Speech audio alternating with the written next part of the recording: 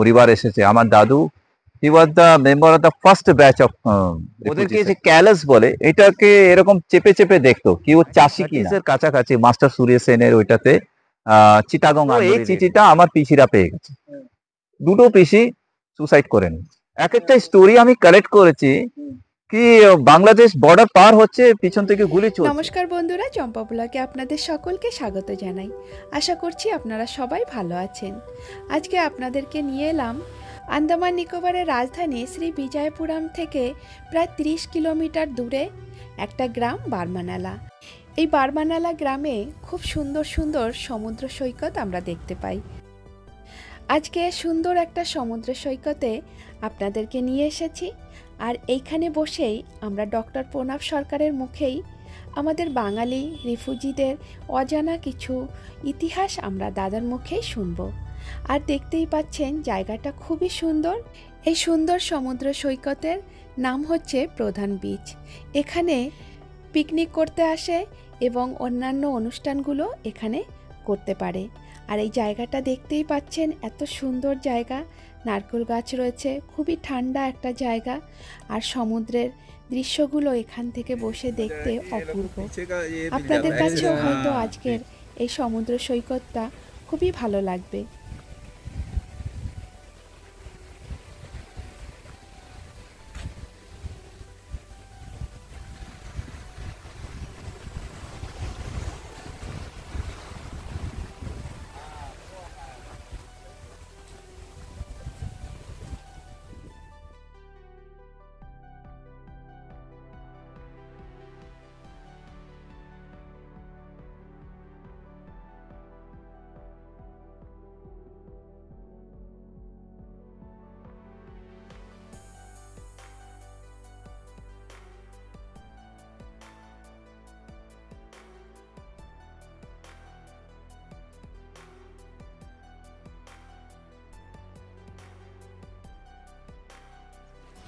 সেদিন এই সমুদ্রটা খুবই ঠান্ডা ছিল, মানে জলটা এখনও পুরোপুরি এসে পারেনি ভাটার সময়।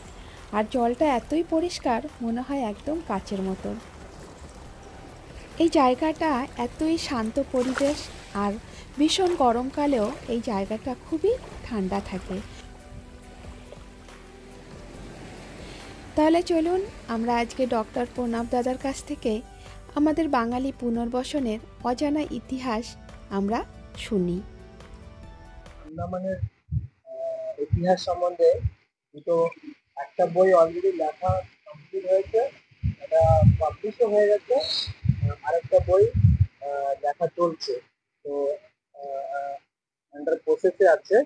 তো চলুন তাহলে আমরা দাদার মুখে আমাদের আন্দামানের যে সেটেলমেন্টের ব্যাপারটা, পুনর্গঠনের যে ব্যাপারটা, বেঙ্গলি সেটেলমেন্ট, বিশেষ করে বেঙ্গলি সেটেলমেন্ট কবে এসছে এবং কিভাবে এখানে সেটেলমেন্ট পেয়েছে, ডক্টর প্রণব সরকারের কাছ থেকে জানবো। দাদা নমস্কার। হ্যাঁ নমস্কার। নমস্কার দাদা, আমাদের আন্দামানের যে সেটেলমেন্টের পর্বটা, আন্দামানের সম্বন্ধে দুটো বইও লিখেছেন, মানে আপনি তো অ্যানথ্রোপোলজিক্যাল সার্ভে অফ ইন্ডিয়ার একটা মানে মেম্বার হিসেবেও কাজ করছেন, তাই না? আমি আদিবাসীদের উপরে লিখেছি, তারপরে এখন লেটেস্ট বই history of the Andaman islands লিখেছি। তো তো আপনার কাছে এই নলেজটা তো অনেকটাই থাকবে যে আমাদের আন্দামানে বেঙ্গলি সেটেলমেন্ট কবে এসছে, আর প্রথমে ইনিশিয়ালি যে সেটেলমেন্ট সেটা সম্বন্ধেও একটু বলবেন, আর বেঙ্গলি সেটেলমেন্ট সম্বন্ধে। হ্যাঁ হ্যাঁ, নিশ্চয়ই নিশ্চয়ই। কেন কি আপনার চ্যানেলে অনেক বাঙালিরা আছে, তো বাঙালিদের জানা দরকার বাঙালিদের আন্দামানে কি ইতিহাস ছিল। অ্যাকচুয়ালি কি হয়েছে কি 1949, আমিও গর্ব বলতে পারি কি আমি আমার দাদু আমার যে পরিবার এসেছে, আমার দাদু he was the member of the first batch of refugee settlers, first batch.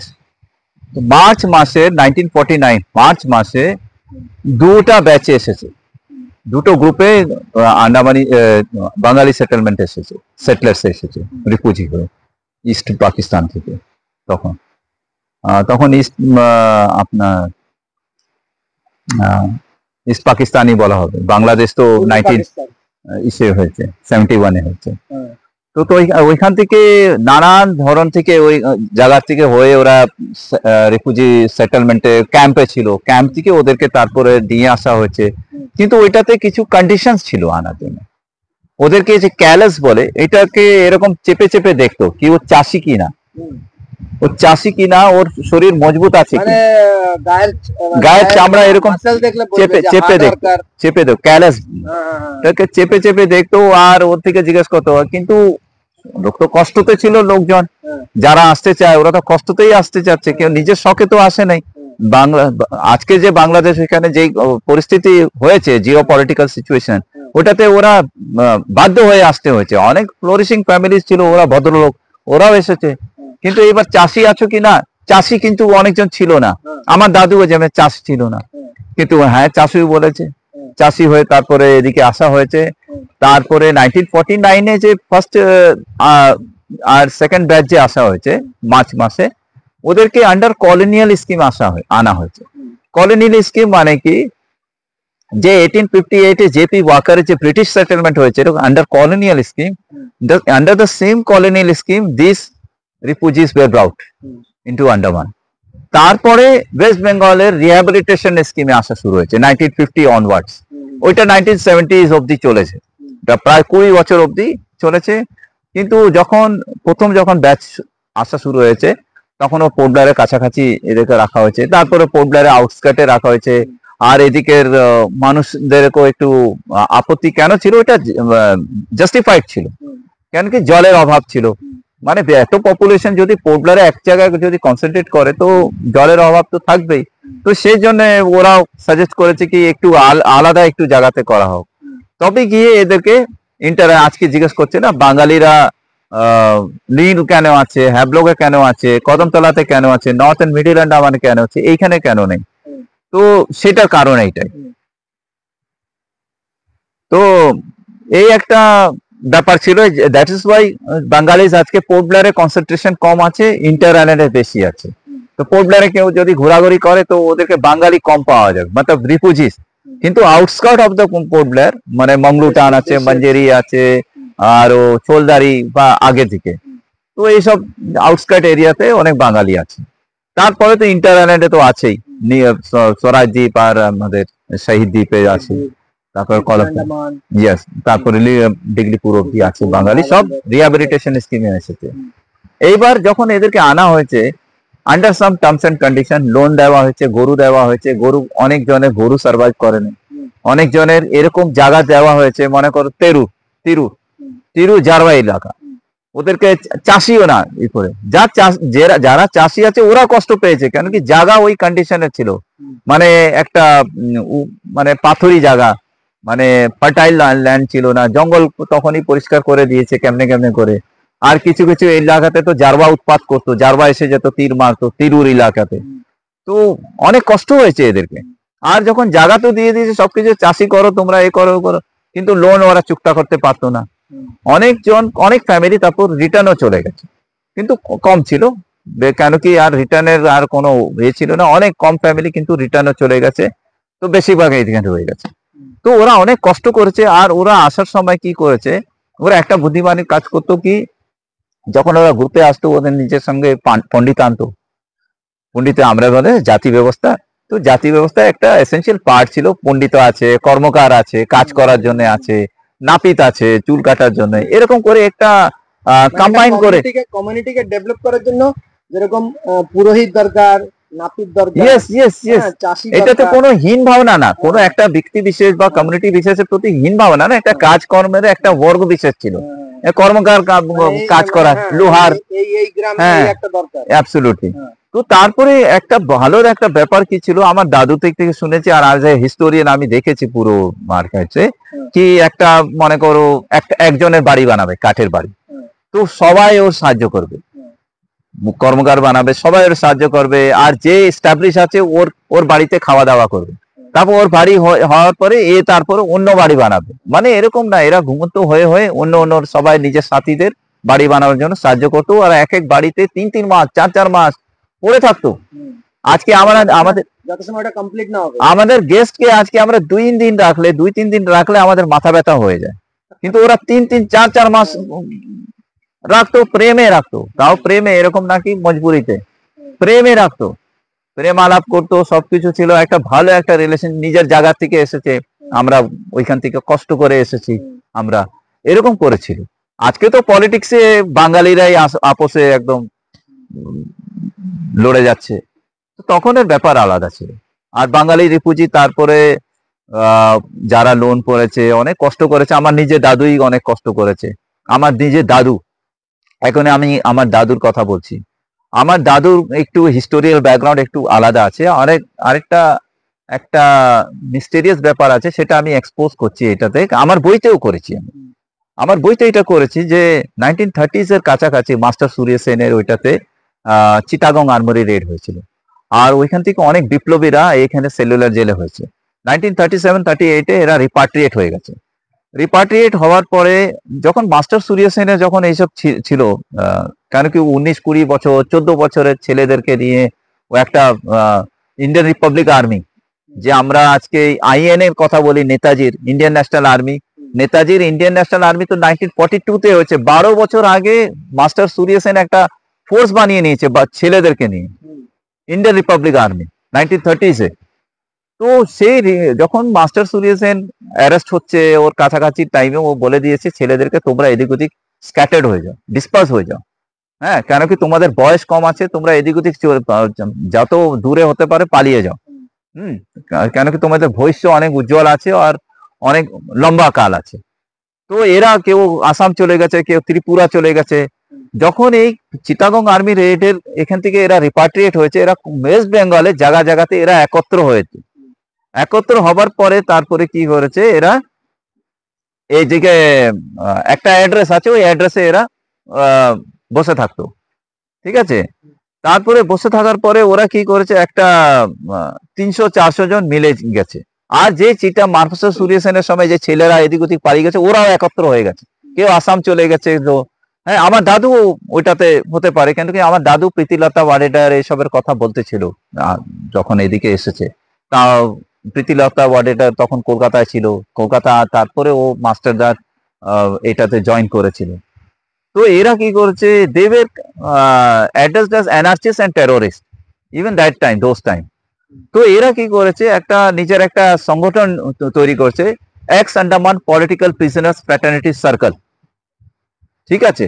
এই আমাদের গণেশ ঘোষ ছিল, আর যারা রিপাট্রিয়েট হয়েছে এখান থেকে সেলুলার জেল থেকে বের হয়ে কলকাতায় গিয়ে কলকাতা সিপিএম পার্টি জয়েন করেছে, আর ওইখানে গভর্নমেন্টের একটা পার্ট হয়েছে, ভালো ভালো পোস্টে ছিল, গণেশ ঘোষ ছিল, আরো এক দুজন ছিল। তো এরা যোগাযোগ করতো, আর সেলুলার ডেমোলিশন হওয়ার সময়ও এরাই ওদিকে আপত্তি করেছে, আর এরা অনেক কাজ করেছে ওইটা থেকে, পেপার ওয়ার্ক অনেক করেছে। তারপরে আমার দাদু, এরা কি করেছে, আমার দাদু সব মিলে তারপর বলেছে কেন কি আন্ডামানের একটা প্ল্যান, এই জন্য কলোনিয়াল স্কিম আমি বলছি। তারপরে কেন কি ওয়েস্ট বেঙ্গলে নিজের সিপিএম ছিল, আর নিজের এদিকের চিফ কমিশনার নিজের বাঙালি একে ঘোষ ছিল, অজয় কুমার ঘোষ। তো ওর খুব কপারেশন পাওয়া গেছে, যখন রিফিউজি এসেছে এখানে চিফ কমিশনার নাম ছিল অজয় কুমার ঘোষ। তো অজয় কুমার ঘোষ অনেক কপারেট করেছে এখানে। তো এরা কি করেছে, ওইখান থেকে এই বিপ্লবীরাও কিছু কিছু এসেছে। আমার দাদু, আরেকটা মনোরঞ্জন ব্যানার্জি, ওনার ছেলে টিচার ছিল, বরুণ ব্যানার্জি বলে, এখন রিটায়ার হয়ে গেছে। ওনার বাবাও ফ্রিডম ফাইটার ছিল, ওই চিটাগাং আর্মারি রেড থেকে কানেক্টেড চলে গেছে। তারপরে কেউ কেউ এদিকে এসে গেছে। তারপরে এখানে, তারপরে এরা, আমার দাদু তারপরে কি হয়েছে, পড়ালেখা ছিল। তারপর দাদুকে, দাদুর আদি বাড়ি কোথায় ছিল? আমার দাদুর নাম হচ্ছে রজনী রঞ্জন সরকার। উনি ছিলেন জুজখোলা, চট্টগ্রাম ডিস্ট্রিক্টের জুজখোলা জায়গা ছিল, জুজখোলা ফটিকছড়ি ওই কাছাকাছির ওদিকে ছিল।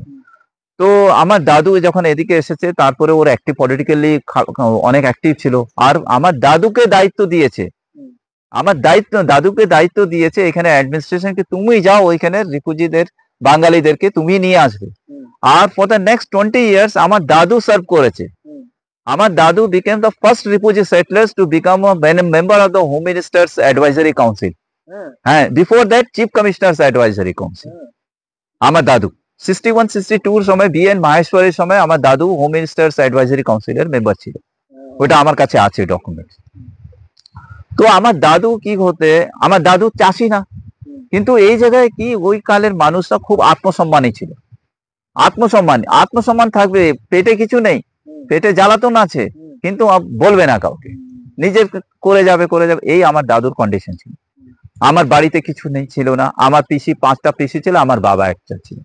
আমার যে ঠাকুমা, ঠাকুমার অসুখ থাকতো, ঠাকুমার ট্রিটমেন্ট করানো হয় নাই, কলকাতায় নিয়ে গেছে, মারা গেছে। তারপর দাদু কিন্তু এদিকে অ্যাডমিনিস্ট্রেশন বরাবর সেবা করে যাচ্ছে, বাঙালিদেরকে নিয়ে আসতে আছে, মহারাজা জাহাজে নিয়ে আসতে আছে। আর এদিকে উনি মেনল্যান্ডে বেশি কাটতো, আমার পিসিরা ছোট ছিল, আমার বাবা সব থেকে বড় ছিল। তো তারপরে দাদু একটা প্ল্যান করেছে, কেননা আমার পিসিদেরকে আমি এই দায়িত্ব, অনেক বিরাট দায়িত্ব, বাঙালিদেরকে ওদিক দিয়ে নিয়ে আসা, অ্যাডমিনিস্ট্রেশন দায়িত্ব দিয়ে দিয়েছে। সাদা সাদা ধুতি পাঞ্জাবিতে যেত, সেক্রেটারিয়েট যেত, এসে যেত, কিন্তু বলতো না ওদিকে সেক্রেটারিয়েটে নিজের বাড়ির কন্ডিশন। এদিকে লোন চুক্তা করতে পারছে না, ওর উপরে আবার মেমোরেন্ডামও আসতে আছে কি তুমি লোন চুক্তা করো, তোমার এই হয়ে যাবে হয়ে যাবে। তো এই জায়গায় আমার দাদু কি করছে, একটা চিঠি লিখেছে পিসিদের, 5টা মেয়ে, ওদিকে একটা বন্ধুদেরকে লিখেছে কি অনাথ আশ্রমে আমি করবো করে এদেরকে। তো ওই বন্ধুরা ওইখান থেকে চিঠি লিখেছে দাদুকে কি এদিকের কন্ডিশন ঠিক না, মেয়ে মানুষদেরকে এদিকে অনাথ আশ্রমে আনো না। তো এই চিঠিটা আমার পিসিরা পেয়ে গেছে, দুটো পিসি সুসাইড করে নিয়েছে, মানে ওদের অনাথ আশ্রম হ্যাঁ, আমার বাবাকে মুক্তি দেওয়ার জন্য। আমার দুটো পিসি, বড় যে 2জন ছিল ওরা হেরেছে, বাকি 3 বেঁচে ছিল। তারপরে আমার বাবা ছিল, অনেক কষ্ট করেছে, আর চাষি করতে পারে না, কিছু করতে পারে না, বার্মারা নিয়ে নিয়েছে, বার্মারা এ করেছে। তারপরে কিন্তু আমার দাদুর অনেক কন্ট্রিবিউশন আছে এই রিফিউজি সেটেলমেন্টে, মানে বাঙালি সেটেলমেন্ট, বাঙালি সেটেলমেন্টে। কিন্তু এটা আমাদের স্বপন কুমার বিশ্বাস একটা বই লিখেছে, উনিও ওইটাতে মেনশন করেছে, আমিও আর্কাইভসে আমার দাদুর বিষয় আছে, এখানের পুরান মানুষরা কেউ কেউ জানে। তো রামকৃষ্ণ চক্রবর্তী একটা ছিল ফারারগঞ্জে, উনিও আসতো, মথুরাতে জায়গা দিয়েছিল। তো এরকম করে আমার দাদুর স্টোরি থেকে আমি তখন রিফ্লেক্ট করেছি কি বাঙালিরা কত কষ্ট করেছে রিফিউজিরা। আজকে যে রিফিউজিরা আছে, আজকে যে আমাদের বাচ্চারা আছে, যে আন্ডামানে যে আছে, ওরা ভুলতে নাই কি ওদের দাদু ঠাকুর দাদারা কত কষ্ট করেছে। এক একটা স্টোরি আমি কালেক্ট করেছি কি বাংলাদেশ বর্ডার পার হচ্ছে, পিছন থেকে গুলি চলছে, কিছু মেম্বার পরিবারের কিছু সদস্য ওদিকে ঢের, আর বাকি সদস্য কেমনি চোখ পালিয়ে এসে গেছে, তারপরে কাঁদতে আছে। এরকম করে অনেক কষ্ট করেছে এরা, এখানে বাড়ি বানিয়েছে, বাড়ি বানিয়ে তারপরে আজকে রিফিউজি আমরা সেটেলমেন্ট দেখতে পাচ্ছি। আজকে যে রিফিউজি সেটেলমেন্টটা না, এটা কিন্তু বহুত কষ্ট করে, অনেক কষ্ট করেছে, এই দিনটা অনেক কষ্ট করে। মানে এটা দেখলে এখন যে জিনিসটা মানে খুব সামান্য লাগছে না। দেখো একটা জিনিস, আমরা কোনোদিন ওই সিচুয়েশনটা ফেস করি নাকি আমাদের বাড়ি ছাড়তে হবে, বা আমাদের পিছনে দা বা বন্দুক নিয়ে মানুষ আছে, ঠিক আছে, একদম জানের হাত নিয়ে আমরা নিজের সবকিছু ছেড়ে চলে গেছি। আমার দাদুরা এসেছিল, ত্রিপুরাতে এসেছিল, ওরা প্ল্যান করেছিল যে ত্রিপুরাতে সেটেল হয়ে যাব, কাছাকাছি ত্রিপুরাতে। কিন্তু ওইদিকে চাকমা জনজাতিরা এরা গরু গরু পালা শুরু করেছিল, ছাগল পালা শুরু করেছিল, চাকমারা এসে নিয়ে চলে গেছে। ওই চাকমাদের ভয়ে আবার ওইখান থেকে পালিয়ে আবার আন্ডামানে এসেছে। তো এরকম করেছিল, স্ট্রাগল চলেছে। আর ওই স্ট্রাগলের পিছনে আমি মানে এইটাই এখন এক্সপ্লোর করেছি যে ফ্রিডম স্ট্রাগলের সঙ্গে এদের কানেক্টিভিটি ছিল তখন। আর ওরা অনেক এ করেছে, অজয় কুমার ঘোষের অনেক কন্ট্রিবিউশন আছে। ওই চিফ কমিশনারকে মানুষ ভুলে গেছে, কিন্তু ওই চিফ কমিশনারের টাইমেই পুরো সেটেলমেন্ট হয়েছিল। তারপর বিএন মাহেশ্বরীও অনেক বিয়ে হয়েছিল 61-60 কাছাকাছি, বিএন মাহেশ্বরীর সময়।